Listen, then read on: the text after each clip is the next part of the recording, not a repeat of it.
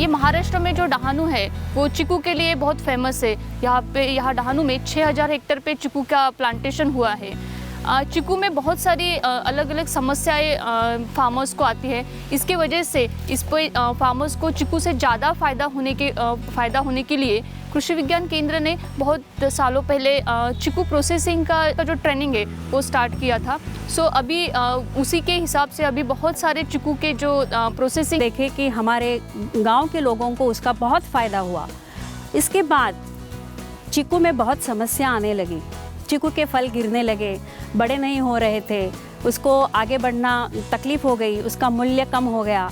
तभी हमने सोचा कि इसके बारे में, इस फल प्रक्रिया के बारे में हमें कुछ आगे सोचना चाहिए, क्योंकि चीकू पक जाता है तो शाम तक उसका कोई फ़ायदा नहीं, दूसरे दिन तो कुछ नहीं मिलता है उससे।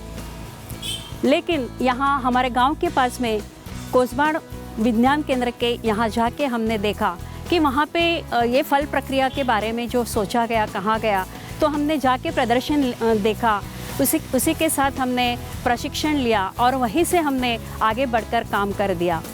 तो ये काम यहाँ तक पहुँच गया कि हम पहले हमारे चीकू को सफाई करके काट के जाली पे डाल के 5 दिन सुखाते थे।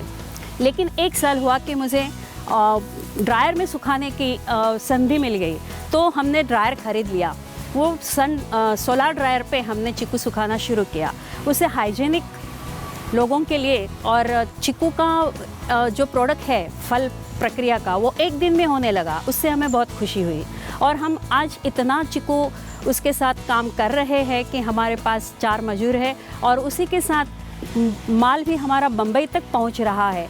बम्बई में amazing.com पे हमारा माल चल रहा है, इसीलिए हमें बहुत खुशी हुई और उसी की वजह से माल बढ़ाने की कोशिश हम कर रहे हैं। कितना माल आगे हम ख़त्म कर सकते हैं। वो चीकू चिप्स के साथ हमने पाउडर बनाने की कोशिश की, पाउडर भी उसी के साथ मिल्क शेक के साथ, और स्वीट्स में उसकी बर्फ़ी बनाई जाती है। वो बर्फ़ी भी बहुत अच्छी तरीके से आगे उसकी कीमत हो रही है। हर किसान ने अपने घर में ये चीकू चिप्स बनाने का शुरुआत करना चाहिए, ड्राई करने की शुरुआत करनी चाहिए। उसके लिए हमें कुछ भी दूसरी ज़रूरत नहीं है। उसको सफाई करना है, काटना है और सुखाना है।